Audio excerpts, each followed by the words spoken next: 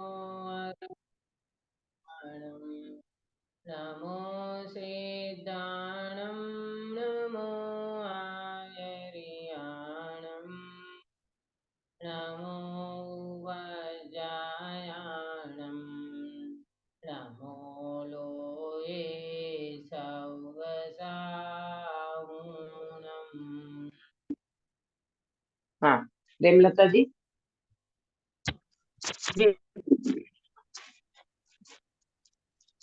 मंगलमय मंगल करण वीतराग विज्ञान नमो ताहि जाते भये अरहंतादि महान करि मंगल करि हो महा ग्रंथ करन को काज जाते मिले समाज सब पावे निज पद राय सो निज भाव सदा सुखद अपना करो प्रकाश जो बहुविधि भव दुख निको करी है सताना करी है सताना। बहुत सुंदर मंगलाचरण आपने किया। सुबह मंगल प्रभात की मंगल वेला में हमारी चर्चा मोक्ष मार्ग प्रकाशक जी के शास्त्र के ऊपर चल रही है। इसमें तीसरे अधिकार के अंतर्गत हमारी नौ कषाय का स्वरूप हम देख रहे हैं। चारित्र मोह के दुख और उससे निवृत्ति के अंदर में नौ कषाय का क्या स्वरूप है। कल हमने देखा था कषाय तो है नौ कषाय माने अल्प कषाय, परंतु उनका स्वरूप अगर गहराई से देखें तो वो कषाय भी जीव को बहुत आकुलित करती है। हमने कल देखा था हास्य कषाय, रति, अरति, शोक, भय और जुगुप्सा। यहाँ तक की चर्चा हमने की थी कि कैसी है ये नौ कषाय। जब व्यक्ति को हास्य आता है तो वो भी एक कषाय है ना। और हास्य में सन्निपात के रोग जैसा वो व्यक्ति हंसता है। देखो हंसना ये भी कषाय है। क्यों? क्योंकि ये विकार है जीव का। जीव का जो ओरिजिनल स्वभाव है वो बिल्कुल सौम्य है, शांत है, प्रसन्न है। और आत्मा के आश्रय से जो प्रसन्नता आती है ना, वो बिल्कुल वितराग भाव वाली प्रसन्नता है। इसीलिए तो हमारे भगवान वितराग हैं, सर्वज्ञ हैं, हितोपदेशी हैं। और सिद्ध भगवान की अपेक्षा से अगर बात करें तो हमारे भगवान साम्य है, शांत है। और जब देखो तब प्रसन्न प्रसन्न रहते हैं। वो आत्मा के आश्रय से वो प्रसन्नता आती है। और हास्य है वो एक कषाय है। और पर द्रव्य के लक्ष्य से ये सब परिणमन होता रहता है। इसी तरह रति अरति की चर्चा की, शोक, भय और जुगुप्सा, ये सारी चीजें कल हमने देखी है। आज हम आगे बढ़ेंगे। वेद की चर्चा बाकी है। तीन वेद, स्त्री वेद, पुरुष वेद और नपुंसक वेद, ये तीन वेद की चर्चा पेज नंबर 54 लास्ट में है। 2 लाइन मिला सबको शास्त्र में। तथा तीनों वेदों से जब काम उत्पन्न होता है तब पुरुष वेद से स्त्री के साथ रमण करने की और स्त्री वेद के पुरुष के साथ रमण करने की और नपुंसक वेद से दोनों के साथ रमण करने की इच्छा होती है। उससे अति व्याकुल होता है, आताप उत्पन्न होता है, निर्लज होता है, धन खर्च करता है, अपयश को नहीं गिनता, परंपरा दुख को, वो दंड आदि को उसे नहीं गिनता, काम पीड़ा से पागल हो जाता है, मर जाता है। रस ग्रंथों में काम की 10 दशाएं कही हैं, वहां पागल होना, मरण होना लिखा है। वैदिक शास्त्रों में ज्वर के भेदों में काम ज्वर को मरण कारण लिखा है। प्रत्यक्ष ही काम से मरण तक होते देखे जाते हैं। कामांध को कुछ विचार नहीं रहता। पिता पुत्री तथा मनुष्य तिर्यन श्रेणी इत्यादि से रमण करने लग जाते हैं। ऐसी काम की पीड़ा है, सो महादुख रूप है। इस प्रकार कषायों और नौ कषायों से अवस्थाएं होती है। अब इसमें थोड़ी सी चर्चा अपन करें तो ये जो वेद है, जो विकार जिसको अपन कहते हैं, वैसे 9वें गुणस्थान तक उनकी सत्ता बताई है। 9वें गुणस्थान के अमुक पाठ तक वेद का वो आता है, वेद की संज्ञा पाई जाती है 9वें गुणस्थान तक। लेकिन बुद्धि पूर्वक देखा जाए तो मुनिराज जो होते हैं वो वास्तव में विकार को जीते हुए होते हैं। ज्यादातर मुनिराज अपने स्वरूप में गुप्त रहते हैं, तो उनको विकार इत्यादि का प्रकट रूप से वो वासना नहीं दिखाई देती। क्यों? क्योंकि वितरागता ही इतनी बढ़ चुकी है कि काम वासना उनके निकट आ नहीं पाती, परंतु उसकी सत्ता बताई है, इसीलिए वो 9वें गुण स्थान तक उस जीव को ये विकार पाया जाता है। स्त्री वेद में पुरुष वेद के साथ रमण करने का, और स्त्री को पुरुष वेद होगा तो स्त्री के साथ रमण करने का भाव बनेगा, और नपुंसक वेद होगा तो दोनों के साथ रमण करने का परिणाम बनता है। एक बात को समझ लेना, ये काम वासना जो उत्पन्न होती है, तो इसमें भी बताया कि कामांध व्यक्ति जब हो जाता है तो उसको कोई विवेक नहीं रहता। वरना गृहस्थाश्रम में ये एक प्रकार से अपन यूं कहें कि 24 तीर्थंकर में से 19 तीर्थंकरों ने भी शादी की थी।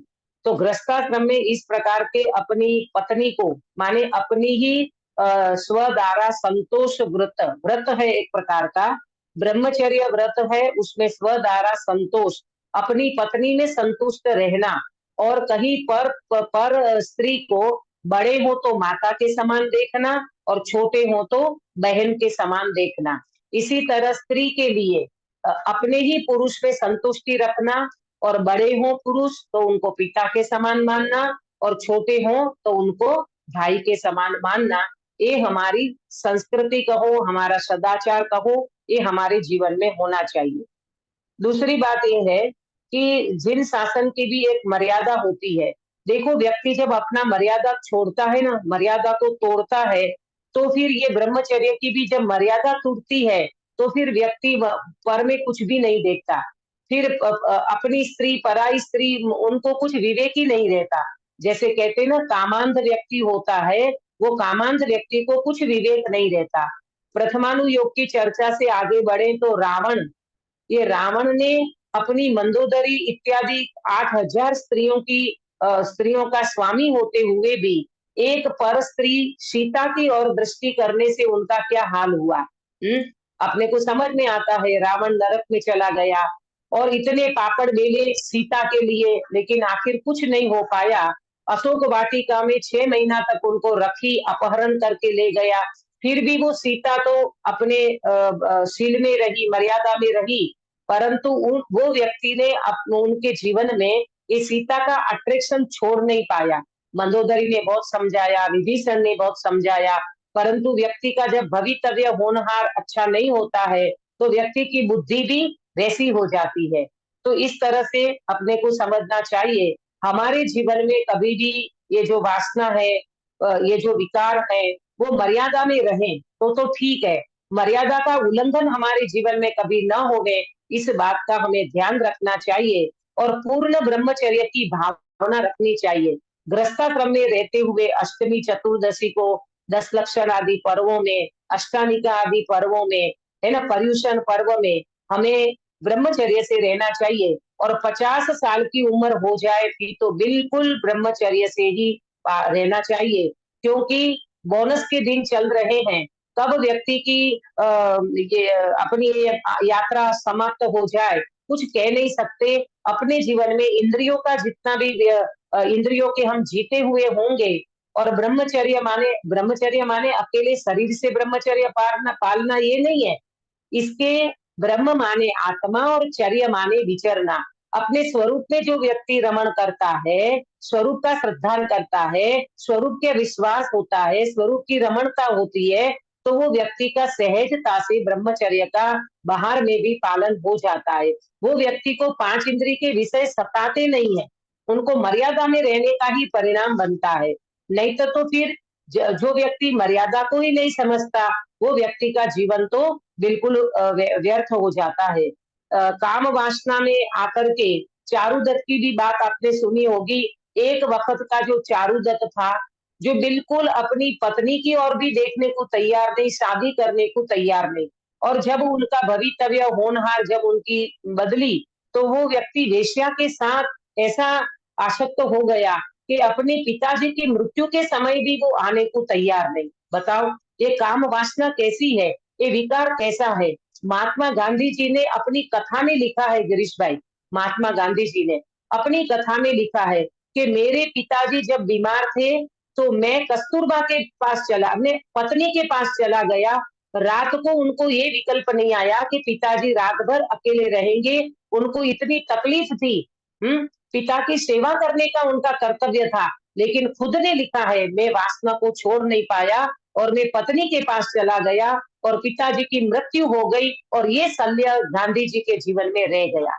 हमारे जीवन में कभी ऐसा न हो जाए, हम बड़े बुजुर्गों की सेवा न कर पाए, कभी ऐसा प्रसंग न हो जाए अपने जीवन में कि हम एक वासना के कारण, एक विकार भाव के कारण हम अपने जीवन में अपनी वृत्तियों को शांत न कर पाए, अपनी वृत्तियों को विराम न दे पाए। उम्र होते ही, ढलते ही सब वृत्तियां भी, माने सब इंद्रियां भी शिथिल हो जाती है।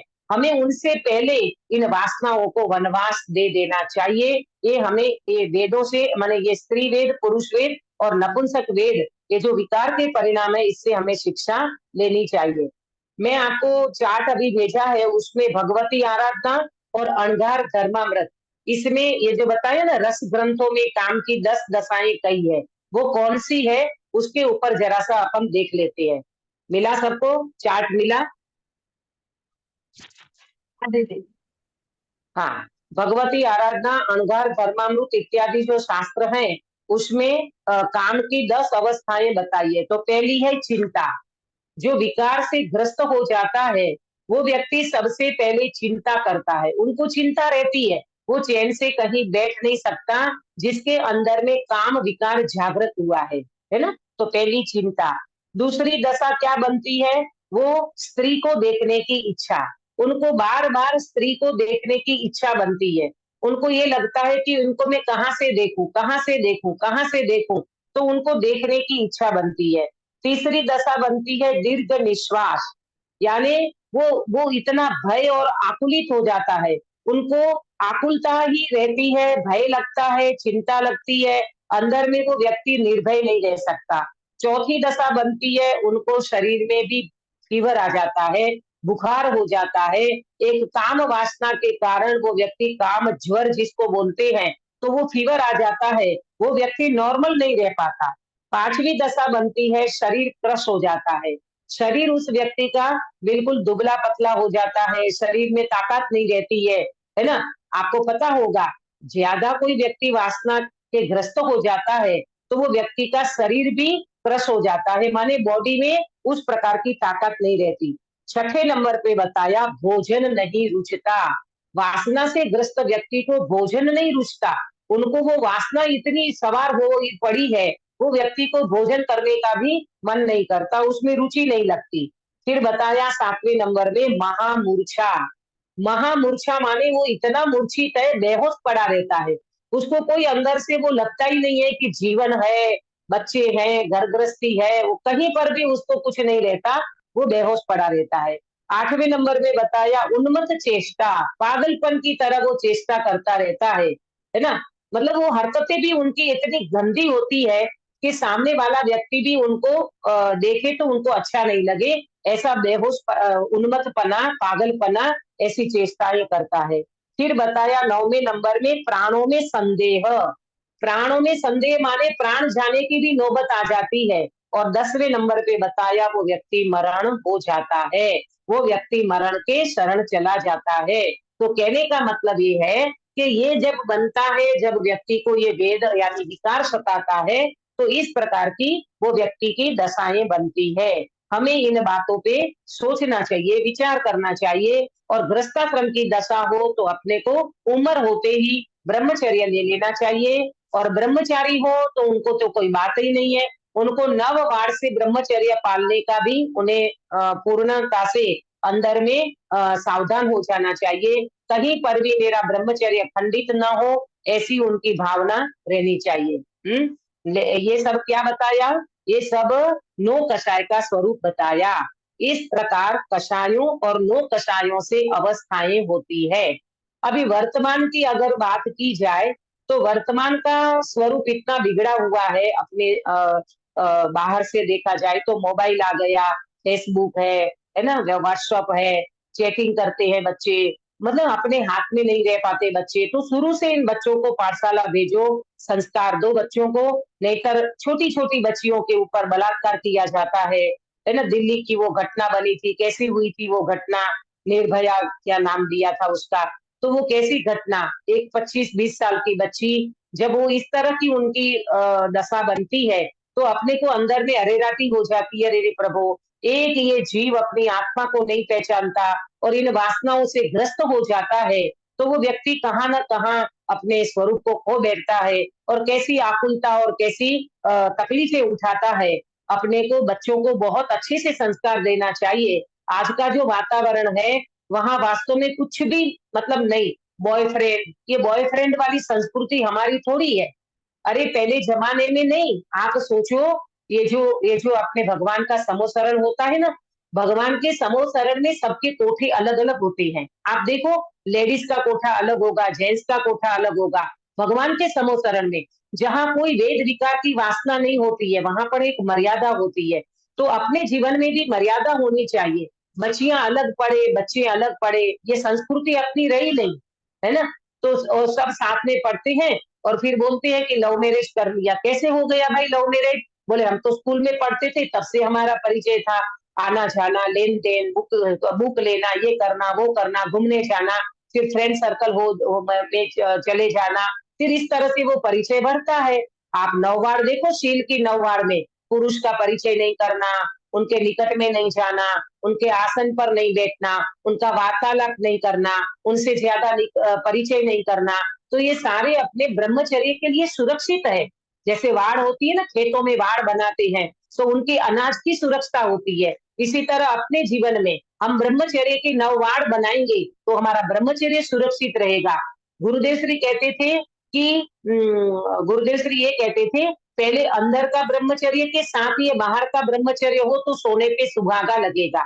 गुरुदेव श्री ने अपने जीवन में एक छोटी सी बच्ची, जब गुरुदेव श्री के पास 45 दिन हो जाते थे ना, तो गुरुदेव श्री के पास मंदिर में दर्शन करने के लिए आए और फिर गुरुदेव श्री के पास ले आते थे। तो गुरुदेव श्री पूछते थे, छोकरो दीकरो छे के दीकरी? इसका क्या मतलब? इसका क्या मतलब? दीकरो छे की दीकरी क्यों पूछते थे? उनको स्पर्श नहीं करना। दीकरी होगी तो उसका स्पर्श नहीं करेंगे और बच्चा होगा तो उसको आशीर्वाद देंगे। आया समझ में? मैंने इतना ब्रह्मचर्य गुरुदेव श्री का। बेन श्री दो साथ में जाते थे, परंतु उनके साथ एक भाई बैठते थे वहां पर, तब गुरुदेव श्री उनको अलाउड करते थे। इसके अलावा गुरुदेव श्री कोई लेडीज से बात नहीं करते थे। आपने देखा होगा या सुना होगा, सोनगढ़ में जब जब चर्चाएं शाम की चलती थी, एक भी लेडी को वहां अलाउड नहीं था। दूसरी बात, गुरुदेव श्री के प्रांगण में सूर्यास्त हो जाए उसके बाद एक भी स्त्री वहां पैर नहीं रख सकती थी। इतना ब्रह्मचर्य में दृढ़ थे गुरुदेव श्री। अपने को लगता है ये क्या, ये तो जड़ की क्रिया है। भाई जड़ की क्रिया बिना भाव परिणामों से नहीं बनती। परिणाम जब विकृत होते हैं तब ये जड़ की क्रिया होती है। ऐसे अकेली जड़ की क्रिया जीव के परिणाम के बिना करके दिखाओ। रावण अगर ये कहे मुझे परिणाम ही नहीं आया और मैं नरक पे चला गया, ऐसा होता है पंकज भाई? हाँ नहीं, नहीं होता, नहीं होता, नहीं हाँ, होता। अरे बिना परिणाम से एक भी क्रिया नहीं होती। ऐसा निमित्त नैमित्तिक संबंध होता है। भले वो जड़ की क्रिया स्वतंत्र है, भले परिणाम स्वतंत्र है, पर निमित्त नैमित्तिक संबंध तो है ना उसके साथ। हाँ, नहीं तो फिर अपनी ये सारी मर्यादाएं खत्म हो जाएगी। सारी हाँ, मर्यादाएं, तो कोई भी स्त्री को उठा के ले आओ, कोई भी पुरुष से सेवन कर लो, कुछ भी कर लो, ये हमारी आर्य संस्कृति बिल्कुल नहीं है। आया समझ में? तो ये सारी बातों का अपने को ख्याल करना और वेद विज्ञान का अभ्यास करके अपने स्वरूप को, ब्रह्म स्वरूपी आत्मा का अनुभव करेंगे तो ये सारी वासनाएं अपने आप शांत होती चली जाएगी। आगे बढ़ेंगे। अब देखो यहाँ पर पंडित साहब और भी क्या कहते हैं। यहाँ ऐसा विचार आता है कि यदि इन अवस्थाओं में न प्रवर्ते तो क्रोधाधिक पीड़ा उत्पन्न करते हैं।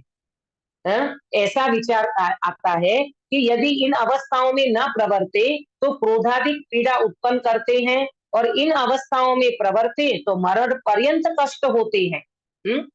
ये विचार करने लायक बात है। व्यक्ति मरण पर्यंत पहुंच जाता है, माने ये कसाइयों ने कैसा स्वरूप अपना वो कर लिया।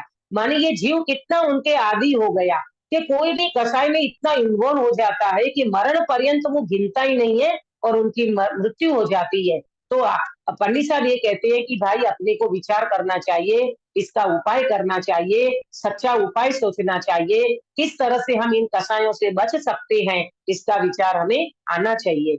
वहां मरण पर्यंत कष्ट तो स्वीकार करते हैं, परंतु क्रोधादि की पीड़ा सहना स्वीकार नहीं करते। बताओ, मरण हो जाए तो भले हो जाए, पर क्रोधादि की पीड़ा, क्रोध, मान, माया, लोभ, हास्य, रति, ये सारी ले लेना, सारी नौकसाएं ले लेना, वो उनको गिनता ही नहीं है। वो पीड़ा सह लूंगा, सब कुछ कर लूंगा, लेकिन ये वासना मेरे से छूटती नहीं है, ये विकार मेरे से छूटते नहीं है, तो मृत्यु के शरण हो जाता है। ये कसाई मेरे से छूटती नहीं है, ये मान संज्ञा छूटती नहीं है, ये मायाचारी छूटती नहीं है, ये लोभ वृत्ति छूटती नहीं है, तो व्यक्ति मरण के शरण हो जाता है। इससे यह निश्चित हुआ कि मरणाधिक से भी कसायों की पीड़ा अधिक है। क्या सार निकला?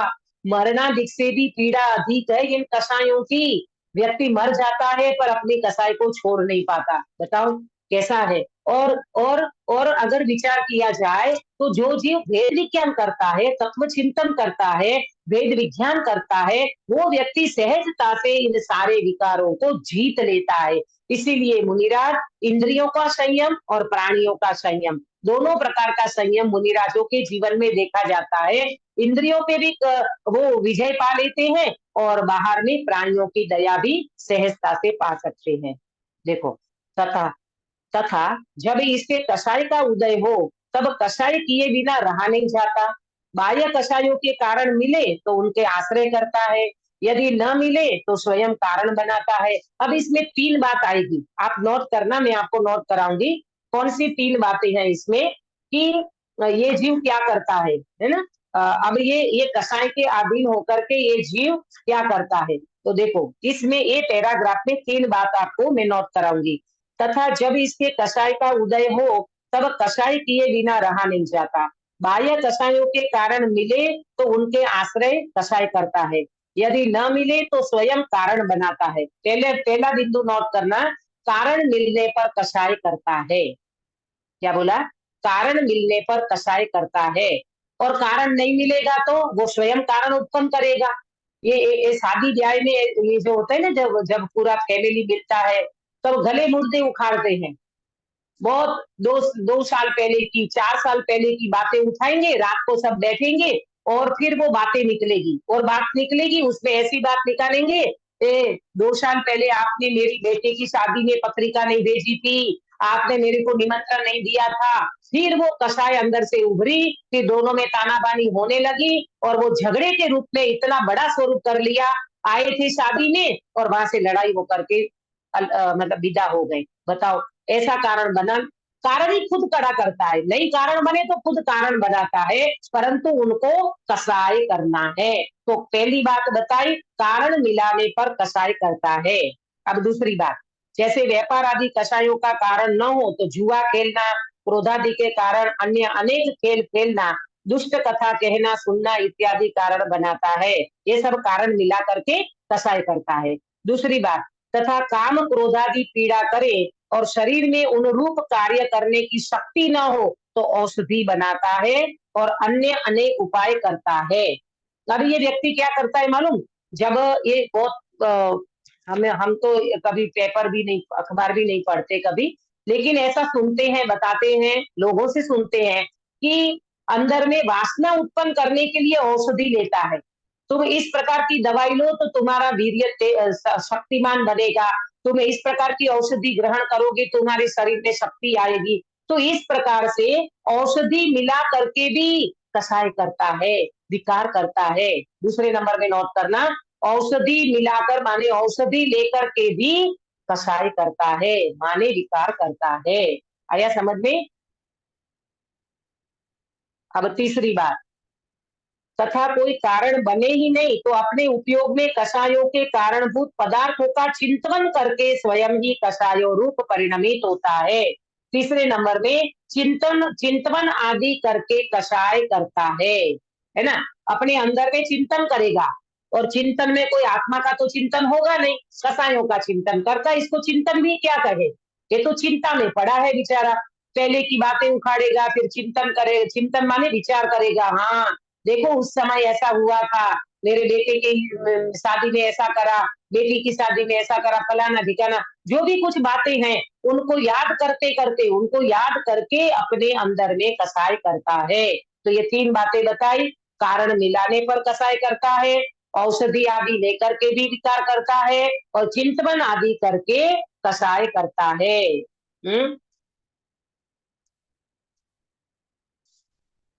बताओ क्या स्वरूप है कसाय का। और थोड़ा सा उपयोग अगर अंदर में लग जाए ना, तो ये सारी कसाएं मिटने में देर नहीं लगेगी। इस प्रकार ये जीव कसाय भावों से पीड़ित हुआ महान दुखी होता है। समझ में आया ना सभी को? 3 बातें समझ में आई ना? कारण मिला करके, दूसरा बताया औषधि लेकर के, और तीसरा बताया चिंतन आदि करके कसाय को बढ़ाता है। लेकिन ये जीव को भेद विज्ञान क्यों नहीं आता? तत्व चिंतन क्यों नहीं बढ़ाता? अपनी ओर दृष्टि क्यों नहीं करता? क्योंकि कसाय हावी पड़ी है। कसाय जब तक हावी रहेगी तो ये कुछ नहीं सूझेगा। आया ना समझ में? ये तो जीव जीव इस माहौल में आवे। जैसे अपन सुबह सुबह ये चर्चा करते हैं ना, तो सुबह ब्रह्म मुहूर्त में उठना चाहिए। मालूम 3 बजे से लेकर के उठने का टाइम पीरियड है ना, उसमें आप थोड़ा सा भी चिंतन करोगे ना, एकदम आपको इतना अच्छा लगेगा। पूरा दिन आपको ये लगेगा कि ये तत्व क्या है प्रभु, मैं कैसा भाग्यशाली हूँ, मुझे ये तत्व मिला, जिन शासन मिला, ये गुरुदेव श्री का योग मिला, अथवा ये जिनेन्द्र भगवान की वाणी मिली, मैं तो धन्य हो गया। मैं ऐसा कभी सोचता ही नहीं था। आज मेरे अंदर में सहजता से ऐसा चिंतन चलता है, ऐसा निर्णय होता है, यही कार्य करने जैसा है, और मैं सम्यक दर्शन करके ही जाऊंगा। ऐसा बल अंदर में जीव को ये तत्व चिंतन से आता है। ये करना चाहिए। देखो, तथा जिस प्रयोजन के लिए कसाय भाव हुआ है, उस प्रयोजन की सिद्धि हो तो मेरा यह दुख दूर हो और मुझे सुख हो, ऐसा विचार कर उस प्रयोजन की सिद्धि होने के अर्थ अनेक उपाय करना उसे उस दुख के दूर होने का उपाय मानता है। बुद्धि देखो कैसी विपरीत चल रही है। वो कसाई के लिए सारी ताकत लगाता है गिरीश भाई, हाँ, कसाई के लिए सारी ताकत लगाता है, अनेक प्रकार की सिद्धि करता है, प्रयोजन साधने का विचारता है, लेकिन उस जीव को कसाई के पीछे पूरी ताकत लगा दी, अपनी आत्मा के लिए बिल्कुल नहीं सोचता है। ऐसा कसाय हावी हो जाता है व्यक्ति को। अपने को लगता है कि क्रोध कर लिया तो क्या हो गया, मान कर लिया तो क्या हो गया। अरे भैया, तेरा जीवन पूरा चला जाएगा इन कसायों में। तुझे पता है विषय कसाय तेरा कितना बुरा कर देता है, और विषय कसाय का अट्रैक्शन तुझे भव भव में रुलाएगा। इसीलिए कृपाणु देव ने आत्म सिद्धि में कहा, कषाय मात्र मोक्ष अभिलाष भवे खेद प्राणी दया त्या आत्मार्थ निवास। आत्मार्थी किसको कहना? जिसमें कसाई की उपशांता माने कसाई जी की मंद हो, मात्र मोक्ष अभिलाष, मोक्ष की ही मात्र अभिलाषा हो, संसार की कोई वासना नहीं, कोई अभिलाषा नहीं। भवे खेद, भव भीरुता हो जिसके जीवन में, मिथ्यात्व मिथ्यात्व जैसे पाप उनको पाप लगे, मिथ्यात्व के पाप से डर लगे, भव का भय लगे। मेरी भक्ति भी है इसके ऊपर। भवनो भय जेने लागी जाय, भगवान बनवा तैयार थाय, जन्म सफल थई जाय, जन्मो आत्म मरी जाए। ये परिवर्तन के पहले ये वाली भक्ति हुई थी। कहने का मतलब ये है कि जीव को भव का भय लगता है, पाप भीरुता, भव भीरुता जिसके जीवन में नहीं है, वो व्यक्ति पात्र नहीं है सम्यक दर्शन का। अपने जीवन में मिथ्यात्व का भय लगना चाहिए। प्रभु, ये मिथ्यात्व के गर्भ में अनंत संसार है, मैं कब छूटूं ये विपरीतता से, कब छूटूं ये मिथ्यात्व से। ये भावना रोज भानी चाहिए, और तद्रूप अपना अभ्यास होना चाहिए। देखो, अब यहाँ कषाय भावों से जो दुख होता है वह तो सच्चा ही है, प्रत्यक्ष स्वयं ही दुखी होता है, परंतु ये जो उपाय करता है वे झूठे हैं। क्यों? सो कहते हैं। वो 4 बातें हैं ना अपनी, दुख की अवस्था, उपाय करता है, झूठे क्यों हैं, और सच्चा उपाय क्यों है। पंडित साहब उसका डिटेल करके बताते हैं, वो उपाय झूठे क्यों हैं। तूने इतनी ताकत लगा दी, तूने इतना उपाय किया, परंतु वो झूठे क्यों हैं, पंडित साहब उसको बताते हैं। देखो, क्रोध में तो अन्य का बुरा करना, मान में औरों का नीचा कर दिखाकर स्वयं ऊंचा होना, माया में छल से कार्य सिद्धि करना, लोभ में इष्ट की प्राप्ति करना, हास्य में विकसित होने का कारण बना रहना, रति में इष्ट संयोग का बना रहना, अरति में अनिष्ट का दूर होना, शोक में शोक का कारण मिटना, भय में भय का कारण मिटना, जुगुप्सा में जुगुप्सा का कारण दूर होना, पुरुष वेद में स्त्री से रमण करना, स्त्री वेद में पुरुष से रमण करना, नपुंसक वेद में दोनों के साथ रमण करना, ऐसे प्रयोजन पाए जाते हैं। ये कैसे प्रयोजन है? झूठे, ये झूठे हैं सारे। ये जो भी बताया ना पूरा कसाय नो कसाय का स्वरूप, ये सारा उपाय करता है परंतु वो झूठे हैं। अब देखना क्या बताती है, यदि इनकी सिद्धि हो तो कसाय का उपशमन होने से दुख दूर हो जाए। अगर तुम ये उपाय तुम्हारे सच्चे हो, इससे तुम्हारी सिद्धि हो जाए तो तुम्हारा कसाय क्या हो जाना चाहिए? उपशम को प्राप्त हो जाना चाहिए, तुम्हारी कसाय शांत हो जानी चाहिए और तुम्हारा दुख दूर हो जाना चाहिए और तुम सुखी हो जाना चाहिए। परंतु उनकी सिद्धि इसके किए उपायों के अधीन नहीं है, भवितव्य के अधीन है। हमने नोट कराया था ना, ये उपाय झूठे क्यों है, उसमें नोट किया होगा आपने। ये सारा का सारा उपाय भवितव्य के अधीन है, तुम्हारे अधीन नहीं है। तुम जो सोचते हो इनको मार दूं, इनको ऐसा कर दूं, इनको वैसा कर दूं, ये तुम्हारे अधीन नहीं है, उनके भी अधीन नहीं है, उनके उदय अधीन है, उनके भवितव्य के अधीन है। क्योंकि अनेक उपाय करते देखते हैं परंतु सिद्धि नहीं होती। देखो कितना उपाय करता है, रावण ने कम उपाय करा क्या? मिली क्या सीता? मिली क्या? अरे सीता तो नहीं मिली, नरक चला गया। और आया समझ में? इसीलिए कभी भी इन कसायों के उस पीछे पड़ना ही नहीं। कोई व्यक्ति बहुत गुस्सा करता हो तो करने दो उनको, अपन नहीं करेंगे भाई, अपने को कुछ नहीं करना है अपन तो। और मालूम दादा, छोटे दादा ने, डॉक्टर हुकमचंद धारिल जी ने एक किताब लिखी है, गाली का जवाब गोली से नहीं, या गोली का जवाब गाली से नहीं, ऐसा ऐसी एक किताब है उनकी। जब नागपुर में दादा थे और वहां पर ये जो मित्र पक्ष वाले हैं, कोई समित शिखर का कुछ तो भी चर्चा थी, एक बुक थी। हाँ नहीं वो नहीं, वो ये था नागपुर में अपनी सारी जिनवाणी उन्होंने मंदिर में से बाहर कर दी थी और जलाने के लिए तैयार हो गए थे। तो दादा ने उस समय किसी को भी बोल दिया कि इतने मुमुक्षु आक्रोश में आ गए कि हमारी जिनवाणी रास्ते पे क्यों फेंक दी, हमारी जिनवाणी की ऐसी अभिनय क्यों करी। दादा बोले बिल्कुल कोई जवाब नहीं देना है। तो ये बोले कि गोली का जवाब गाली से भी नहीं। कोई व्यक्ति सामने कितना भी क्रोध करे, हमें वैसा नहीं करना है। और आज मुमुक्षु समाज में गौरव से मैं कहती हूँ, जगह जगह अपने मंदिर बन गए, अलग से मंदिर बन गए।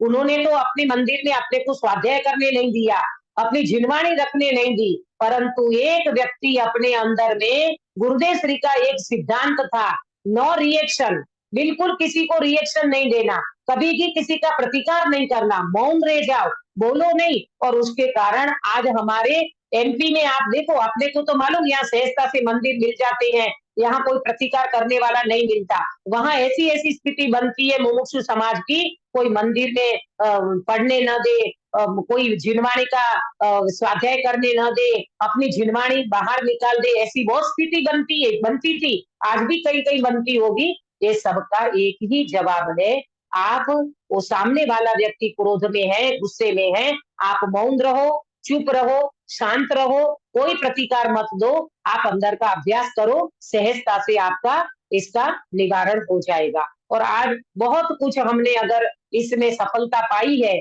तो वो एक ही चीज के कारण गुरुदेव श्री का मंत्र था। गुरुदेव श्री के समय में तो काले वाव थे, काले झंडे लहराए, गुरुदेव श्री के गाड़ी के कांच तक फोड़ दिए थे, लेकिन गुरुदेव श्री ने कभी भी सामने वाले व्यक्ति को भगवान ही देखा है, सामने वाले जीव को आत्मा देखा, भगवान देखा। अरे रे विरोधी ने पण વધારે प्रेम आपो केम के ये पण भावीना भगवान छे। आज वो व्यक्ति विरोध करता है तो मेरा विरोध नहीं करता भाई, वो व्यक्ति तत्व का विरोध करता है, अपना विरोध करता है, उसकी होनहार अभी ऐसी है, कभी पर्याय पलट जाएगी तो वो जीव भी सुधर जाएगा। ये सब मैं क्यों बता रही हूँ, एक क्रोध के आवेश में व्यक्ति अपना विवेक खो बैठता है, और जो ज्ञानी जीव होते हैं उनके जीवन में कसाय हावी नहीं होते हैं। देखो, तथा उपाय होना भी अपने अधीन नहीं है, भवितव्य के अधीन है, क्योंकि अनेक उपाय करने का विचार करता है और एक भी उपाय नहीं होता। देखते हैं कितना सारा उपाय सोचता है, एक भी उपाय में वो व्यक्ति सक्सेस नहीं हो पाता, क्योंकि भवितव्य होनहार जिसकी जैसी होती है वैसा ही बनता है।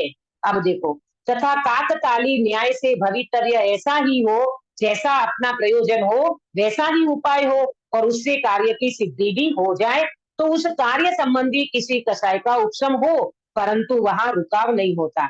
ये काकताली न्याय मैंने बताया था पहले भी, अपने 39 पेज पे आई थी ये बात। काकताली न्याय क्या होता है? एक ताल का बहुत बड़ा वृक्ष होता है और उसपे बड़े बड़े फल लगते हैं। अब वहां से कौवे का निकलना और वो डाली से फल का गिरना, ये घटना कभी कभार होती है, हमेशा नहीं होती। तो इसमें क्या बताते हैं, काकताली न्याय बता करके कौवे का बैठना, डाली से फल का गिरना और कौवे के मुख में वो फल आना, ये कभी कभार बनता है, हमेशा नहीं बनता। तो इसी तरह कभी तुम्हारी इच्छा के अनुसार कोई कार्य हो जाए तो अपने को क्या लगता है, देखो देखो मैंने गुस्सा किया ना उनके ऊपर तो मेरा काम बन गया, मैंने ये किया ना तो मेरा काम हो गया। अरे भैया, कभी ऐसा बन जाए निमित्त नैमित्तिक तो उसको आप इनसे ये हुआ ऐसा मत समझ लेना और इससे तुम्हारी कार्य की सिद्धि हो गई ऐसा मत समझ लेना। और हो भी जाए तो निमित्त नैमित्तिक संबंध समझो, वहां अटको नहीं। वहां रुकाव नहीं होता, माने अटकना नहीं होता। जब तक कार्य सिद्ध नहीं हुआ था तब तक तो उस कार्य संबंधी कसाई थी, जब तक वो कार्य नहीं हुआ था ना तब तक तो वो कसाई चलती थी, कब हो जाए कब हो जाए कब हो जाए, और उसके लिए सारी योजना करना, कसाई करना, है ना, विचार करना, ये सब। और जिस समय कार्य सिद्ध हुआ उसी समय अन्य कार्य संबंधी कसाई हो जाती है ना। अन्य माने ये कार्य तो हो गया, अब दूसरा कार्य करने के लिए फिर उसको कसाई करता है। एक समय मात्र भी निराकुल नहीं रहता। हाँ हाँ हाँ, एक समय भी व्यक्ति निराकुल नहीं रहता। एक कार्य हो गया दूसरे कार्य की चिंता, दूसरा कार्य हो गया तीसरे कार्य की चिंता, उसके लिए कसाई करेगा, मान करेगा, क्रोध करेगा, मायाचारी करेगा, लोभ करेगा, सारी कसाएं तो आकर के खड़ी हो जाती है और कार्य तो भवितव्य के आधीन है। जैसे कोई क्रोध से किसी का बुरा सोचता था और उसका बुरा हो चुका, तब अन्य पर क्रोध करके उसका बुरा चाहने लगा। एक तो क्रोध हुआ और तुम्हारी इच्छा के अनुसार क्रोध उसका बुरा भी हो गया, तो अब कहता है अन्य के ऊपर क्रोध करेगा और उसका बुरा चाहने लगा। अथवा थोड़ी शक्ति थी तब छोटों का बुरा चाहता था, बहुत शक्ति हो गई बड़ों का बुरा चाहने लगा। ये है क्या कसाई का स्वरूप? थोड़ी शक्ति थी तो मोहल्ले में अपनी दम दिखाता था और बड़ी शक्ति हो गई तो डाकू बन गया, बहुत बड़ा वो हो गया और सब पे रोक लगाने लगा। ये सबका बुरा चाहने का कसाई कराती है। उसी प्रकार मान माया लोभादि द्वारा जो कार्य सोचता था वह शक्ति थी, वह सिद्ध हो चुका, तब अन्य में मानाधिक उत्पन्न करके उसकी सिद्धि करना चाहता है। ये क्रोध के द्वारा, मान के द्वारा, माया लोभ ये सारी कसाई करके अपनी सिद्धि करना चाहता है। और कदाचित उस समय ऐसा निमित्त नैमित्तिक हो तो बन भी जाए, लेकिन ऐसा नहीं समझना चाहिए कि कसायों से मैं व्यक्ति को जीतता हूँ। भाई तुम अपने आप को जीतो, कसायों को जीतो। कसाई से व्यक्ति को जीतना ये तो बिल्कुल गलत बात है। कसायों को जीतो और अपने स्वभाव के आश्रय से कसाई को जीतो, ये करना चाहिए।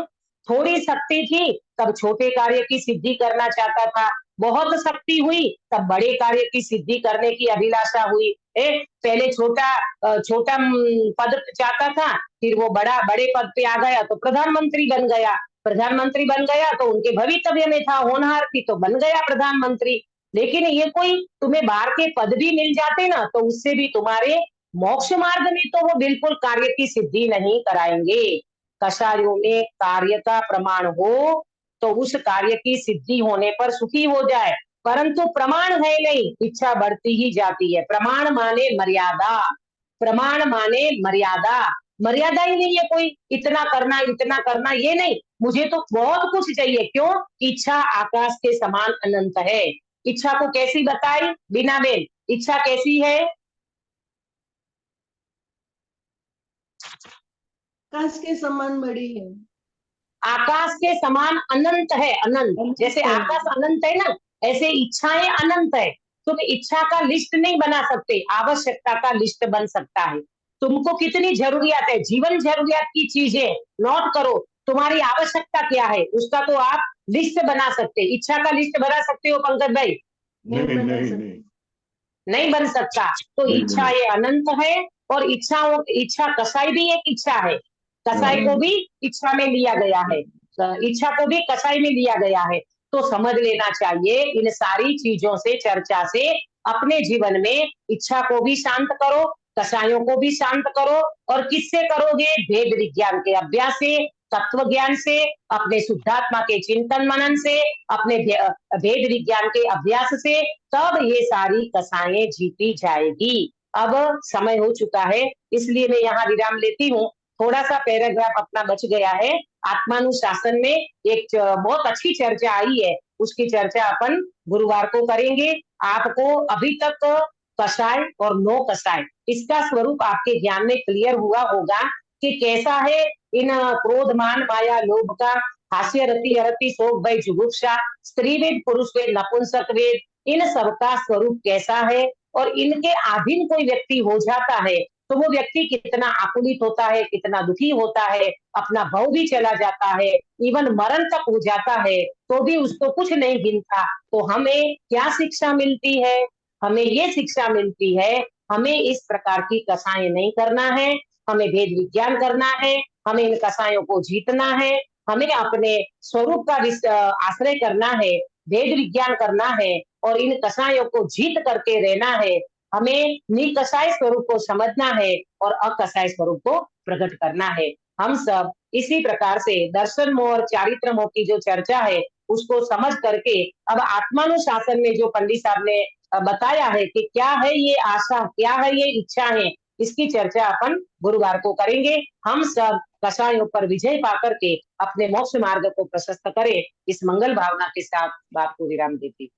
निज निधि निज में बताई यह अनंत उपकार है, इसके लिए जिनहानी माँ को वंदना सतवार है, वंदना सतवार है। बीना बेन काय सर्ग कराओगी? हाँ दीदी। जय जिनेन्द्र। नमो निंदाणम, नमो सिद्धाणम, नमो हरियाणम, नमो वैशाणम, नमो लवे सवसावणम। नमो निंदाणम, नमो सिद्धाणम, नमो हरियाणम, नमो वैशाणम, नमो लवे सवसावणम। नमो निंदाणम, नमो सिद्धाणम, नमो हरियाणम, नमो वैशाणम, नमो लवे सवसावणम। नमो निंदाणम, नमो सिद्धाणम, नमो हरियाणम, नमो वैशाणम, नमो लवे सवसावणम। नमो निंदाणम, नमो सिद्धाणम, नमो हरियाणम, नमो वैशाणम, नमो लवे सवसावणम। नमो निंदाणम, नमो सिद्धाणम, नमो हरियाणम, नमो वैशाणम, नमो लवे सवसावणम। नमो निंदाणम, नमो सिद्धाणम, नमो हरियाणम, नमो वैशाणम, नमो लवे सवसावणम।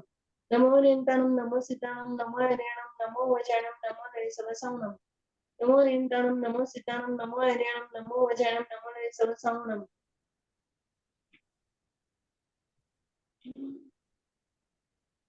बोलो अंतर्मुख मुद्राधारी सर्व जिनेन्द्र भगवान की जय हो।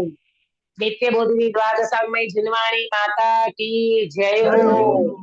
तीन कम 9 करोड़ सर्वे वितरागी महामुनि राजों की जय हो। परम हिंसामयी वितरागी जैन धर्म की जय हो। सभी को जय जिनेन्द्र। जय जिनेन्द्र। हाँ, गुरुवार का मंगलाचरण कौन कर